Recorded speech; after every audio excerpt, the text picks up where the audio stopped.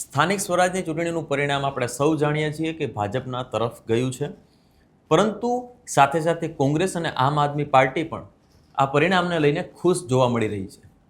તેની પાછળનું કારણ એવું છે કે આમ આદમી પાર્ટીને 12 જેટલી તાલુકા પંચાયત અને એક જિલ્લા પંચાયત સહિતની જે મહાનગરપાલિકા અને નગરપાલિકા છે એમાં પણ સીટો આવી છે. એટલે ગઈ ટર્મની જગ્યાએ તેમને અત્યારે તે સીટોમાં વધારો પણ થયો છે અને અમુક તાલુકા પંચાયત અને જિલ્લા પંચાયતમાં તેમને સત્તા પણ હાંસલ થઈ છે. આ સાથે કોંગ્રેસને પણ ઘણો ફાયદો થયો છે. તેને પાછલી જે ટર્મ હતી એ ટર્મથી અત્યારે જે સીટો છે એ વધી ગઈ છે અને ભાજપનું જે ગઢ ગણાય છે એવા ગઢ ખાડિયામાં કોંગ્રેસે પોતાનો પંજો સ્થાપી દીધો છે. એટલે ઓલ ઓવર જોવા જઈએ તો તમામ રાજકીય પક્ષો ખુશી મનાવી રહ્યા છે, પરંતુ આવું પરિણામ આવવા પાછળનું કારણ શું છે? લોકોમાં ઘણો બધો રોષ જોવા મળી રહ્યો હતો અને જ્યાં પણ લોકો પ્રચાર કરવા જતા હતા ભાજપના, ત્યાં તેનો વિરોધ પણ થઈ રહ્યો હતો. એટલે તેમ છતાં પણ આ રીતનું પરિણામ આવવું એક ચર્ચાનો વિષય છે. તે વિષય ઉપર આપણે આજે મહામંથન કરીશું અને જાણીશું કે ખરેખર આવું જે પરિણામ આવ્યું છે તેનું કારણ શું છે. નમસ્કાર, હું સમ્રાટ અને તમે જોઈ રહ્યા છો ચક્રવાત.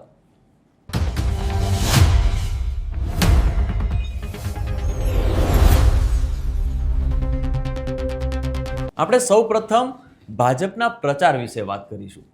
ભાજપનો પ્રચાર એટલે આપણે સોશિયલ મીડિયાના માધ્યમથી, ટીવી મીડિયાના માધ્યમથી આપણે જોતા હતા કે જ્યાં જ્યાં ભાજપના નેતાઓ પ્રચાર કરવા જઈ રહ્યા હતા ત્યારે લોકો તેમને પૂછી રહ્યા હતા કે તમે 5 વર્ષ સુધી ક્યાં હતા અને 5 વર્ષ સુધી તમે શું કામ કરેલા છે. પરંતુ જ્યારે લોકો ઉગ્રતાથી તેનો વિરોધ કરી રહ્યા હતા, પાણીની ડોલો ત્યાં રાખીને કહેતા હતા કે એટલું ડોળું પાણી આવે છે, પ્રદૂષિત પાણી આવે છે, તો પણ તમે જવાબ નથી આપી રહ્યા. તમને અનેક વખત રજૂઆત કરવા છતાં પણ આનું સોલ્યુશન કરવામાં નથી આવ્યું. એટલે આવા બધા ઘણા બધા આપણી સામે વિડીયોઝ આવ્યા હતા. એટલે ભાજપ જે પ્રચાર કરી રહ્યું હતું એ પાછલી ટર્મ કે પાછલી ચૂંટણી કરતાં ખૂબ ઓછો જોવા મળી રહ્યો હતો. તેનું કારણ જ એ હતું કે જો પ્રચાર કરવા જઈશું અને આ રીતે લોકો વિરોધ કરે છે તો એની ઇમ્પેક્ટ ચૂંટણી ઉપર પડવાની છે અને લોકોના જે માનસિકતા છે એના ઉપર પડશે. એટલે ઘણા બધા લોકો સાથે મારે વાત થઈ છે અને લોકોએ એવું પણ કહ્યું છે, જે પત્રકારો છે એમણે પણ એવું કહ્યું કે જે રીતે ભાજપ પ્રચાર કરી રહ્યું હતું આ વખતે એ ખૂબ ઓછા પ્રમાણમાં પ્રચાર કરી રહ્યું હતું. આંતરિક રીતે પ્રચાર થઈ રહ્યો હતો, ખુલીને બહાર લોકો બહુ ઓછા આવી રહ્યા હતા. જ્યાં તેમને એમ લાગતું હતું કે આ મારી શ્યોર સીટ છે ત્યાં જ એ લોકો પ્રચાર કરવા માટે ખુલીને નીકળી રહ્યા હતા. સાથે સાથે જ્યારે જ્યારે અમે લોકોએ કોઈ સોસાયટીમાં વાત કરવા માટે ગયા હોય ત્યારે પણ લોકોનો જે વિરોધ છે એ પણ સામે આવી રહ્યો હતો. પરંતુ જે ભાજપ દ્વારા થોડા દિવસ પહેલાં, એટલે કે ચૂંટણી જ્યારે યોજાઈ એ પહેલાં 2-4 દિવસ પહેલાં ત્યાં જમણવારના કાર્યક્રમો પણ ગોઠવવામાં આવતા હતા. એટલે જે વિરોધ હતો એને ડામવા માટે ત્યાંના જે સોસાયટીના આંતરિક લોકો જે ભાજપની વિચારધારા સાથે સંકળાયેલા હતા એ લોકોને કામે લગાડી દીધા હતા. અને જે સોસાયટીમાં જે વિરોધ હતો એને ડામવા માટે આવા પ્રકારના લોકોને ઊભા કરી અને જે આંતરિક લોકો છે એને સમજાવવામાં આવી રહ્યા હતા. એ બાદ આ લોકો જે જમણવારના કાર્યક્રમો અથવા તો સભાના કાર્યક્રમો કરવામાં આવી રહ્યા હતા. એટલે ભાજપના નેતાઓએ ખાસ કરીને સોસાયટીઓને વધુ ફોકસ કર્યું હતું અને વધુ એને મહત્વ આપ્યું હતું. તેનાથી શું થતું કે સોસાયટીમાં 1000, 1200, 1500 મત હોય છે અને ડાયરેક્ટ એને તમે લઈ શકો છો. એટલા માટે ત્યાં બહુ ઓછો વિરોધ હોય, કેમ કે સોસાયટીઓ એવી હોય છે કે ત્યાં પાણીની, લાઇટની, રસ્તાઓની ઓછા પ્રમાણમાં સમસ્યાઓ જોવા મળે છે, કારણ કે એ સોસાયટીની અંડરમાં આવે છે.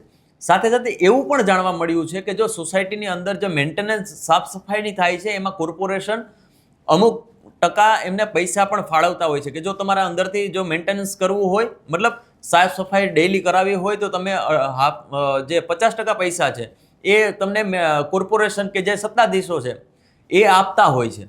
એટલા માટે લોકો આમાં જે સોસાયટીમાં લોકો રહેતા હતા તેની માનસિકતામાં આ વિરોધ જોવા મળી રહ્યો નહોતો. પરંતુ જ્યાં જ્યાં ટેનામેન્ટ્સ છે, જ્યાં ગરીબ લોકો રહે છે, જ્યાં પછાત લોકો રહે છે અને ખાસ કરીને SC, ST, OBC માઇનોરિટીઝ લોકો રહે છે ત્યાં વિરોધના સૂર ખૂબ ઉગ્ર હતા. એટલે આ લોકો ત્યાં પ્રચાર કરવા ખૂબ ઓછા ગયા છે અને ત્યાં આંતરિક લોકો હતા તે આંતરિક લોકોને મદદથી ભાજપે આ દાવ આખો ખેલ્યો હતો. એટલે આ એક કારણ તો મૂળભૂત રહ્યો જ કે ભાઈ સ્થાનિક સ્વરાજની ચૂંટણીમાં જ્યાં જ્યાં આ પ્રકારનો ખાસ કરીને શહેરોની વાત કરીએ, મોટા શહેરોની વાત કરીએ, જે મહાનગરપાલિકાઓ છે જ્યાં ભાજપને ક્લીન સ્વીપ મળી છે, ત્યાંની વાત કરીએ તો ત્યાં આ પ્રકારનો એક દાવ પણ ભાજપ દ્વારા ખેલાયો હતો.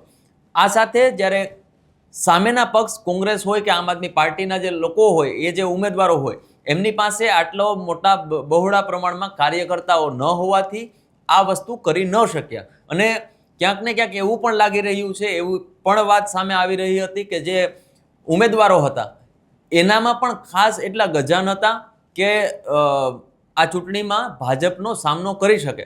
એટલા માટે પણ આ જે સોસાયટીની વાત કરવામાં આવે છે, જે ઉગ્ર વિરોધ છે, એનું વેટેજ લેવાની જે વાત આવે છે, એ ક્યાંક ને ક્યાંક વિપક્ષ લેવામાં ઊણું ઉતર્યું છે. બીજો ખાસ મુદ્દો એ છે કે અમે ચક્રવાતના માધ્યમથી હંમેશા માટે બિનહરીફ સીટો થઈ હતી એને લઈને લોકશાહીની હત્યા થયું હોવાનું જ માનીએ છીએ. આજે પણ એ જ માનીએ છીએ અને પહેલાં પણ એ જ માનતા હતા.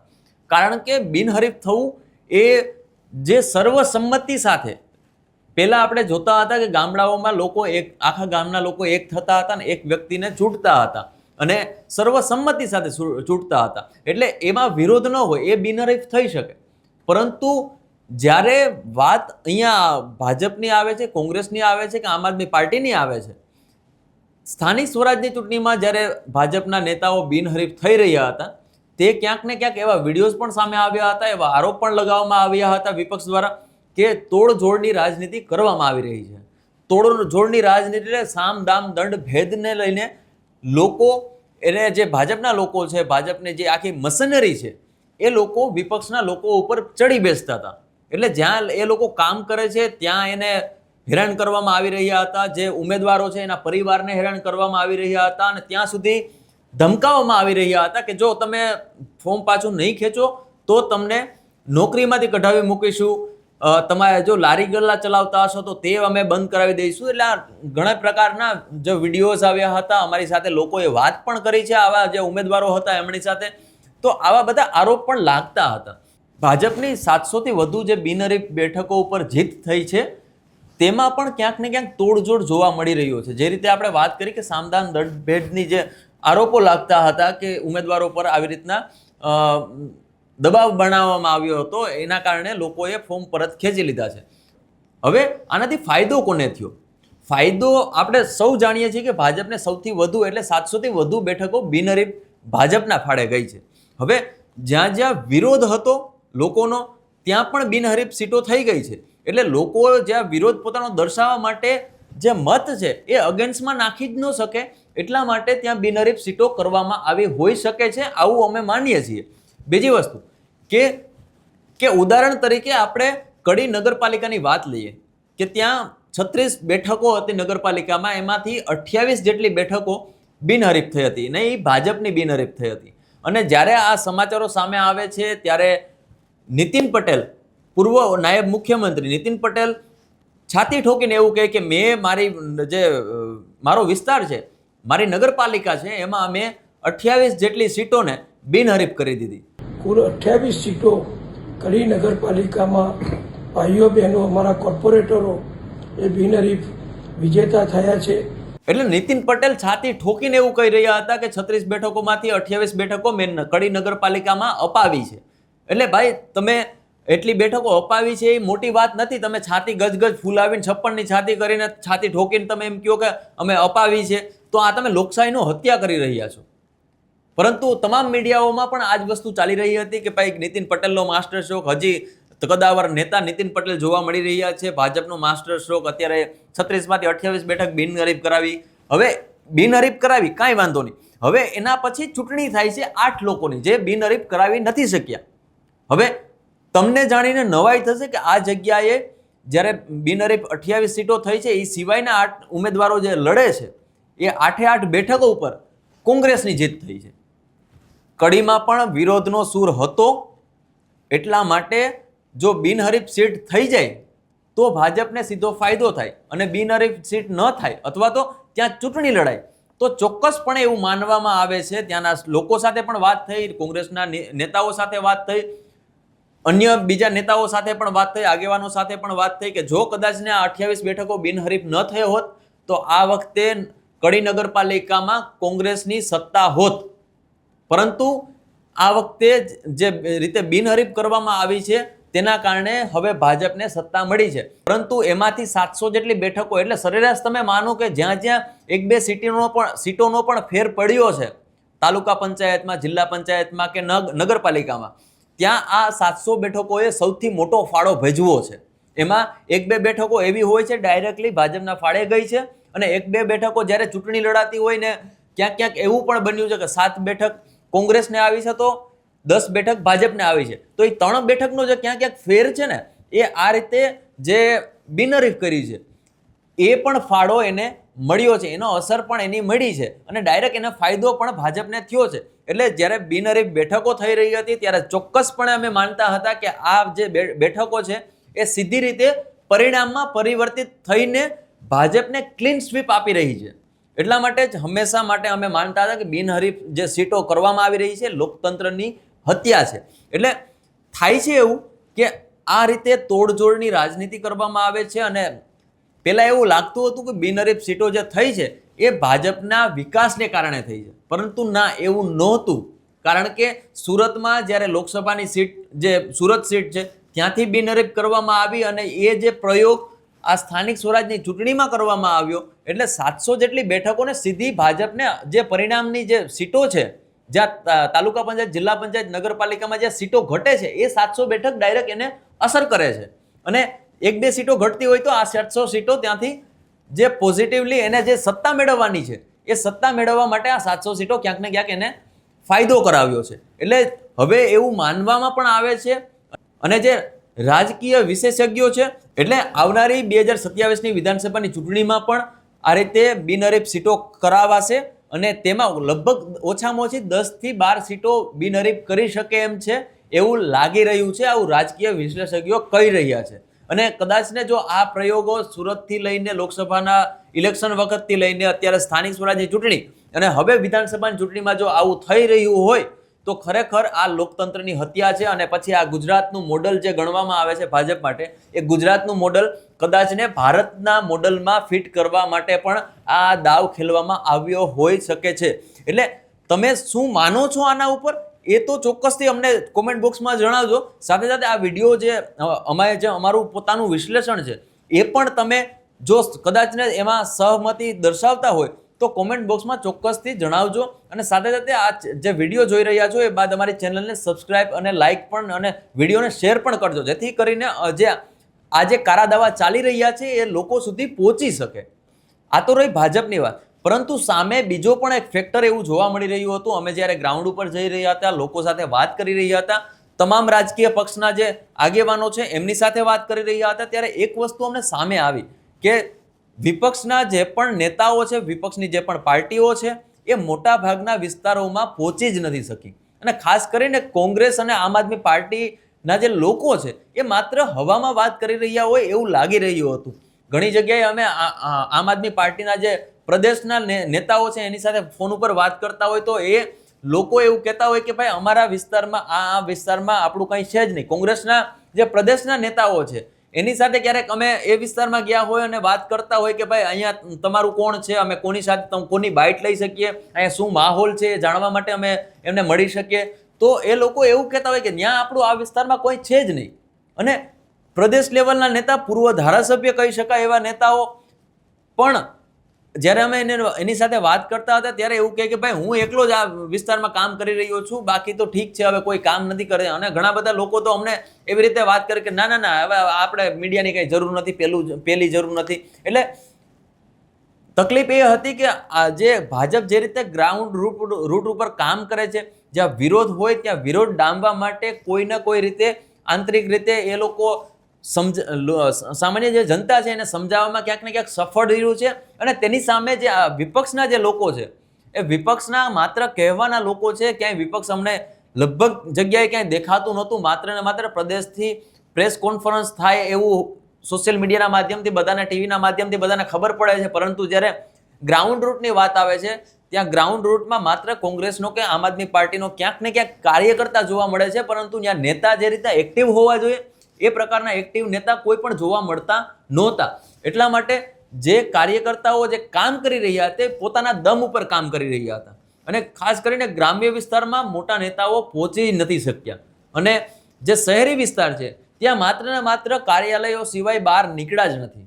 અને પ્રચારમાં ઘણી વખત જોતા હોય તો પ્રચારમાં 10-15 લોકો માત્ર પ્રચારમાં ડોર ટુ ડોર પ્રચારમાં જતા હોય છે. એટલે ભાજપની સામે આ રીતે તમારે જે પ્રચાર કરવો જોઈએ, કઈ રીતે પ્રચાર કરવો, એની સામે કઈ રીતે લોકોને કન્વિન્સ કરવા, એ કદાચ ને વિપક્ષના લોકો સમજી જ શક્યા નથી. એના કારણે આ પરિણામો આવ્યા છે. સાથે સાથે એ પણ વસ્તુ છે કે લોકો બહુ ત્રાહિમામ થઈ ગયા છે. અત્યારે જે ઘણી વખત એવું કહે કે ભાઈ મોદી સાહેબ તો ઠીક છે, એ સારું કામ કરે છે, પરંતુ સ્થાનિક નેતાઓ અમારું કામ નથી કરતા. અમે વારંવાર એને પ્રશ્નો પૂછીએ છીએ, વારંવાર એની પાસેથી અમે માંગણી કરીએ છીએ કે અમારું કામ આ બાકી છે, આ કરી દો, પરંતુ દર વખતની જેમ ખાલી માત્ર હાજ પાડે છે અને કોઈ કામ કરવામાં આવ્યું નથી. ભાજપની 30 વર્ષની સત્તામાં પણ હજી લોકોને પાણી, લાઇટ, ગટર, શૌચાલયની સુવિધાથી જો સમસ્યાઓ હોય તો ખરેખર તમે જાણી શકો છો, જોઈ શકો છો અને સમજી પણ શકો છો કે ખરેખર સમસ્યાઓ લોકો સુધી કેમ આ પરિસ્થિતિમાં હજી જોવા મળી રહી છે. 30 વર્ષના શાસનમાં હજી પાણી ને લાઇટ, મકાનથી આપણે ઊંચા જ નથી આવ્યા, અને વાત કરીએ છીએ 2047ની કે 2047માં આપણે વિકસિત ભારત બની જશું. કેવી રીતના બનીશું? કારણ કે આપણી પાસે એક તો વિપક્ષ નથી. વિપક્ષ મજબૂત વિપક્ષ હોવો જોઈએ ને મજબૂર સરકાર હોવી જોઈએ, પરંતુ હવે ઊંધું થઈ ગયું છે. મજબૂર વિપક્ષ થઈ ગયો છે ને મજબૂત સરકાર થઈ ગઈ છે. એટલે દર વખતની જેમ વિપક્ષની જે ભૂમિકા ભજવવાની હોય, વિપક્ષ જે રીતે મજબૂત રીતે ફાઇટ આપવું જોઈએ એમ હોય, પરંતુ વિપક્ષ મજબૂરીના લીધે એ લોકો ફાઇટ આપી રહ્યા છે, અને ફાઇટ પણ એવી રીતના આપી રહ્યા છે માત્ર સોશિયલ મીડિયાના માધ્યમથી. ગ્રાઉન્ડ રૂટ ઉપર કોઈ લોકોનો વિરોધ હોવા છતાં એનું વેઇટેજ લઈ શકાય એવું એક પણ વિપક્ષમાં અત્યારે જોવા મળ્યું ન હતું અમને. અને ગ્રાઉન્ડ ઉપર જ્યારે અમે લોકો ગયા, ત્યારે લોકો સાથે વાત કરી, ત્યારે લોકોએ એવું પડ્યું ભાઈ અમારે ભાજપને મત આપવો જ નથી. અમે ભાજપથી એટલા કંટાળી ગયા છે. અમે લોકો જે સ્થાનિક કોર્પોરેટરો છે, જે લોકો જે સભ્યો છે ભાજપના, એ પણ કામ નથી કરી રહ્યા. વારંવાર રજૂઆત કરવા છતાં પણ કામ નથી કરી રહ્યા, અને જ્યારે ફોન કરીએ છીએ ત્યારે અમને તતડાવી નાખે છે. સામે કોંગ્રેસ હોય કે આમ આદમી પાર્ટી હોય તો એના લોકો પણ એ લોકો સુધી પહોંચી નથી શક્યા, અને વારંવાર રજૂઆત કરવા છતાં પણ એ ખાલી હાજ પાડે છે કે અમે તમારો અવાજ ઉઠાવશું. અને જ્યારે ચૂંટણી આવે છે ત્યારે તમામ રાજકીય પક્ષોના લોકો માત્ર વાયદાઓ કરવા માટે આ લોકો સુધી પહોંચી જાય છે. હવે ગુજરાતના લોકો એટલા અભણ નથી, એટલા અણસમજુ નથી, એને બધી વસ્તુની ખબર પડે છે કે ખરેખર અમારા માટે કોણ કામ કરી રહ્યું છે. એટલે માત્ર હવામાં વાતો કરીને, હવામાં બધી વસ્તુઓ એને વચનો આપીને જો તમે નીકળી શકતા હોય ત્યાંથી, તો એ વસ્તુ ખોટી છે. લોકો હવે ભ્રમિત થવાના નથી. એટલા માટે ક્યાંક ને ક્યાંક આ જે ચૂંટણીનું પરિણામ આવ્યું, એ સાથે જે વોટિંગની જે સંખ્યા છે એમાં પણ ભારે જે ઉત્સાહ જોવા ન મળ્યો, એમાં પણ આજ ક્યાંક ને ક્યાંક વિરોધ જોવા મળી રહ્યો છે, એનું પરિણામ છે. ક્યાંક ને ક્યાંક વિપક્ષ નિષ્ક્રિય છે, એનું પણ પરિણામ છે.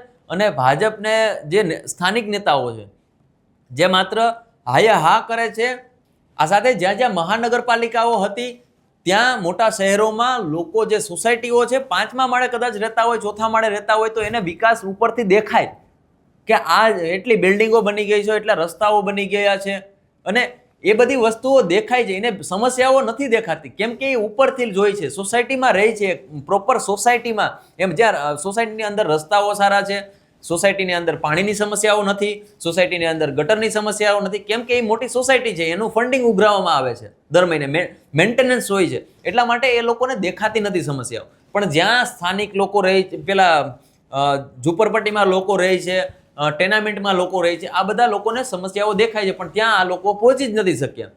એટલે આ સમગ્ર મુદ્દે તમારું શું માનવું છે, અમારા વિશ્લેષણ મુદ્દે તમારું શું માનવું છે, અમને કોમેન્ટ બોક્સમાં ચોક્કસથી જણાવજો. જો તમે આ વાતથી એગ્રી હોય તો આ વિડીયોને લાઇક, શેર અને સબસ્ક્રાઇબ જરૂરથી કરજો.